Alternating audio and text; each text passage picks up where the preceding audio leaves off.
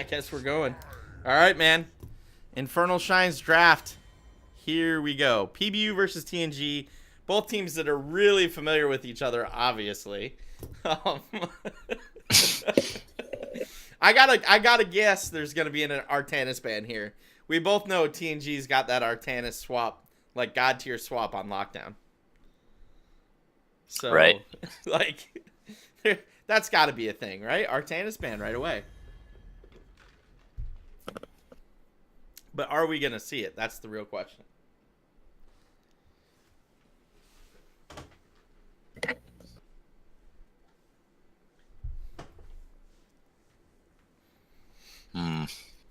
Artanis ban, maybe Zarya ban. Some other targeted bans. Right? I mean, there's like if you play with the same guys over and over, you know what they're good on, right? And we've cast TNG a number of times. They're good at Rag. They're good at Artanis. They're good at Zarya. They're good at. I don't. You know what the problem with TNG is? They're good at a lot. So what do you ban? You've only got 2 bans. You ban whatever you can't deal with or what you don't want to see, right? It's interesting that they went with the Ragnaros ban, though. That tells me that PBU doesn't want to pick up the Ragnaros as first pick.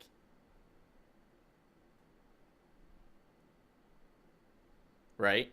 So that's interesting to me. Maybe they're looking to pick up the Artanis, so if TNG does not ban Artanis here, then PBU does pick up the Artanis. Or the Sylvanas. Do you remember if it's Ataro that was the Artanis player? I am not 100% sure. Okay.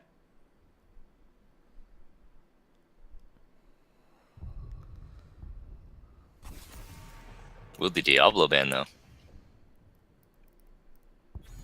In other news, maybe Chessmaster didn't show up because Rest in Peace has moved forward to play the winner of this game. Yeah, I think it was Ataro that had the God swaps. I guess we'll find out. If they don't first pick Artanis, I would be concerned that TNG was taking the Artanis. I mean, if they do first pick Artanis here, then the other team could pick up Tychus if they wanted, because then at that point you know that they're going double tank, or most likely going double tank. Right. Banning out the Diablo here, I mean, yeah, he's a meta hero, but it could also clue in your opponents that you might be going a heavy, like, spell comp, because Diablo does have that innate spell resistance. Right, that's true. Ooh, Dahaka, though. Dahaka is actually really powerful on this map. The split soak into the burrow onto the shrine is, like, incredibly powerful. He is indeed pretty good. I'm kind of worried a little bit about the shrines, because I understand that he can, like, go through them all with his W, but sometimes those little defender guys do interrupt your tongue by just being right in front of you. Well, it's like the Li Ming problem, right? Those little defender guys can eat the orb instead of the hero that you're aiming at, or the missiles, or yeah. No, I agree. It's one of those things you have to save your tongue for when you're not anywhere near, like you're not in the middle of the shrine. And a Tassadar pick. Ooh, and ETC. TAS ETC. That doesn't show anything, but those are 2 solid pickups. So I like that. I like those choices. I'm not showing you what we're doing, but we have 2 strong meta heroes. Have a nice day. I mean, I'd like to say that picking TAS means that they're gonna pick some more melee-oriented heroes to make use of the deal, but TAS's shields are still pretty strong, so that might not be the case. They could go for the Rhaegar Bloodlust Archon combo. Ooh. Oh, and if they pick up Tychus too, the Odin also plus the blows, that'd be a pretty deadly combo. That ruins days right there. That's like flip your desk kind of combo. I could see that though. I could absolutely see that as being what they would go. All right, Sylvan Malfurion again. So PBU staying true to the roots. True to the roots. Well played. That's one of those you can't really point out that you pundit yourself, but yeah, I liked it too. All right, so bans. So chances are good you watched the last game. You know they picked Zarya in a similar situation. Okay, so you ban it. I was gonna bring up, do you take the Zarya or do you ban it? But you know, TNG beating me to the punch there.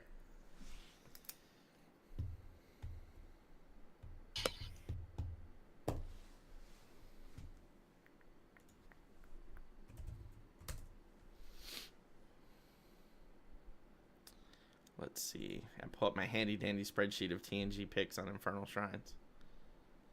Oh, this is this week. How about last week? TNG. See, if I were PBU, I'd be pretty scared of that combo. So I would probably ban out the Rhaegar here.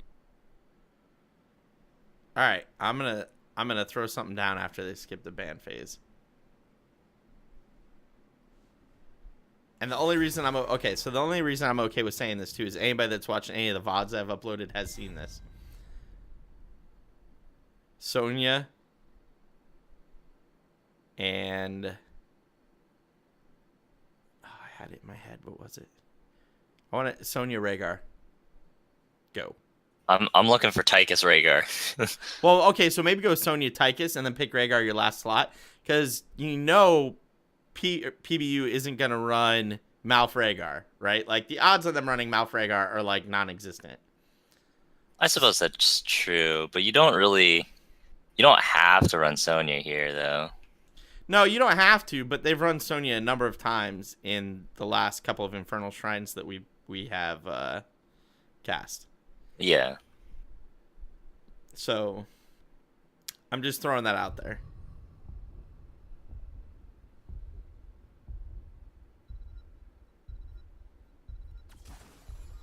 Oh, there's the Sonya like you predicted. Oh, and they're on the Tychus. Oh, Man, man. All right, so either we're directing them what to do, or we've cast these guys way too much.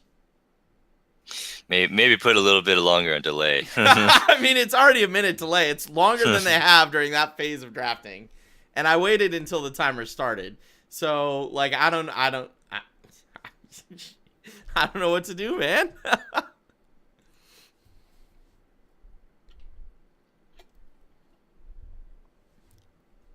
Well, you see the Sonya, you see the Tychus, but you have to pick another tank. Leoric would work. You could go for the more offensive tankiness by just going Artanis, but they do decide to go Johanna and KT. Okay. All right. I can understand that Johanna pick. Like, she has blinds, right? And then you can blind Tychus and you can blind... Right. That's true, but that's the problem with going Malf so early. Like, Malf Lily doesn't work. Lily Tassadar does work, though. Oh, I swear, if they pick Rhaegar here... you know what's coming, man. Bloodlust. So, like, Tychus, you know, he Odin's up. Sonya uses her Berserker's Wrath. Or Rage, or whatever it's called. Right. And then Tassadar, Archon's up, and then you got the Bloodlust, and you got three huge Titans just staring you down. And ETC just dove you so you can't run away. All right. Oh, man, that's like a team fight winner right there. I have no idea how you win team fights against that. You know how you win this? You have to get to 10 before they do. That's what you have to do. All right. So, for PBU on the red team, we have Workhorse on the Malfurion, Penguin Bob on the Johanna, Ataro on the Kael'thas, Fire on the Dahaka, and Thermic on the Sylvanas. For TNG, we have Dayuni on Rhaegar, Grim on Tassadar, Taxtus on ETC, Asusake on Tychus, and Cover on Sonya. Wait a second. What? Isn't Cover on a professional team?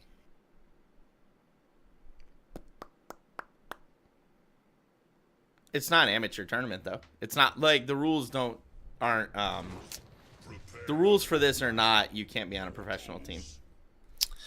Cover, didn't you just write that level 20 Alarak guide that's up at the top on Heroes of the Storm subreddit right now? Unless it's a different person. You know, it could be a different person, but I'm pulling that up right now just to see. Covers level 20 Alarak guide. That sounds suspiciously like Cover. Top 100. Alarak is my favorite. Yeah, this sounds like Cover. But is it the same Cover that we're looking at right now? I mean, most likely not, right? It could be. It very well could be, my friend. He's just having some fun here in Helix League. TNG's got to play somewhere on the weekends, right? Open division isn't till Monday. This is warm-up. Because I know they're playing Monday in open. Oh, that's a Hakatung. That was nice. And Cover may oh, no. Spin to win. But then the healing on the Whirlwind. Oh, spin to win was definitely winning there. Wow. I mean, I'm sure Rhaegar did some of that healing too, but that spin to win was like, wow. Her health went from 100% to like 20% and then back to like 70%. Right? All right, so we have the typical 4-man rotation on the side of TNG. We have the same type of rotation coming in from PBU. And we have Sonya versus the Hawk at top lane.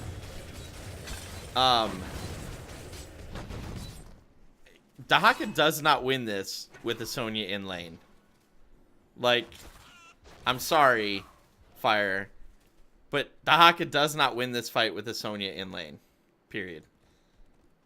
I would have to agree with you. If it was Sonya pre-buffs, I'd say he has a chance, but after buffs, I don't think so. He's like heavily disadvantaged. Right? So, slight XP lead on the side of TNG. Both teams still rotating, and it is going to be the middle shrine that comes up first. Ooh, ETC going deep, looking for a possible kill. Does not find anything, and is going to back out. And both teams, I think, are going to head to the shrine. Maybe. PBU taking the safe route to rotate up towards the shrine. ETC just chilling. Oh, they're going to soak 4. All right, so they have their 4. And now I think they are going... Now I think PBU's going to... Or TNG's going to start the shrine. PBU is positioned around the shrine and also has their 4s. It is not starting said shrine.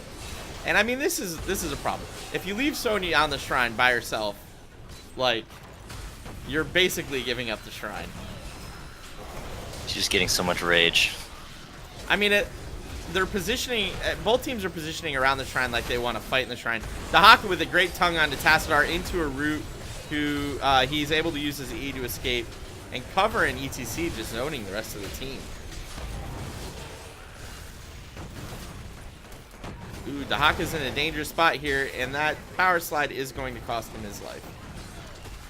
ETC taking a fair amount of damage, though, but is able to survive. And we do have 2 kills for TNG against no kills for Penguin Bob so far. Oh, Dahaka's a pretty slippery hero, but not slippery enough. Johanna did die, and we are being informed by Twitch chat that it is the same Cover, and he does indeed play for TNG. So...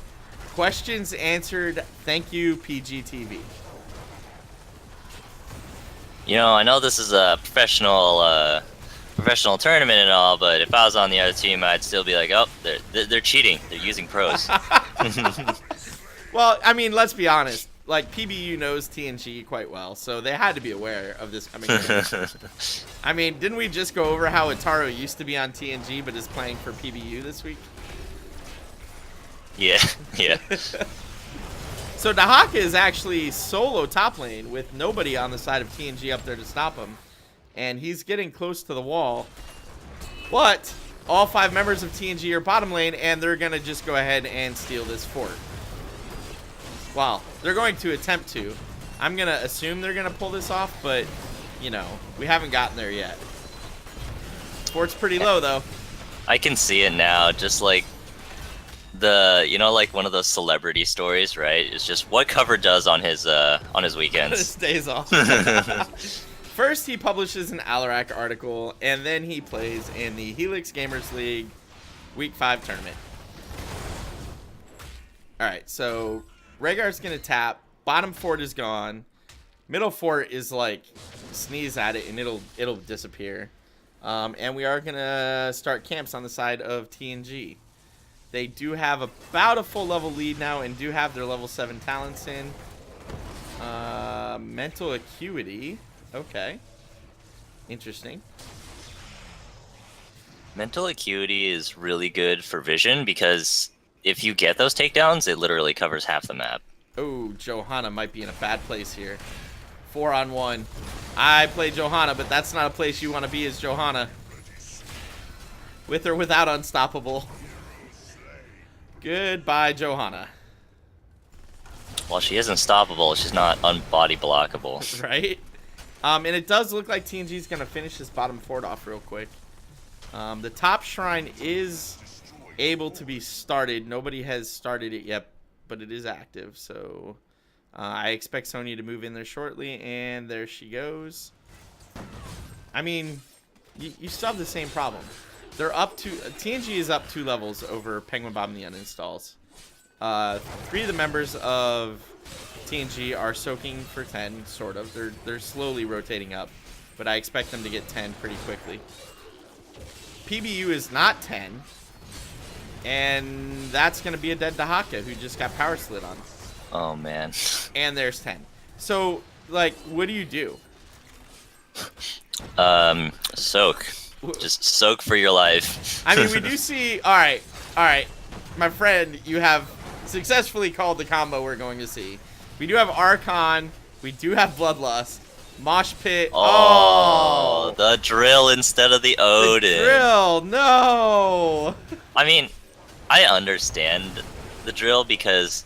So you put down the drill, right? Like, okay, so when you're in Odin, you can't activate your minigun. You can't do percentage of maximum health damage to their tanks. That's true. With the drill down, you can still do that. It's just, yeah, the drill is down. So but unfortunately, no combo. So TNG's at 39 skeletal defenders to 0. The top fort is about 3rd health. Rhaegar's gonna go in and finish off the Punisher. Tassadar just cleared middle lane. And by the time the Punisher gets here, that fort's going to be gone. So this Punisher, at 7.5 minutes in, is going straight to keep wall. However, thankfully, on the side of PBU, they do have their heroic abilities. And there's the zoning Phoenix. I don't know how much zoning it's doing. They just run straight They through ran the straight Phoenix. through the Phoenix and killed the Haka. The poor dinosaurs laying on the ground underneath John Cena right now. And that's going to be the first keep of the game. Oh, that's a dead Kael'thas. Oh, PBU, you have to back right now. They're on your core. No. PBU is Taking out trying your core. to race, but that race is not going to happen. There they go. They do come back. There's the stun. Everybody's going to pop every heroic at this point, but it's not going to matter.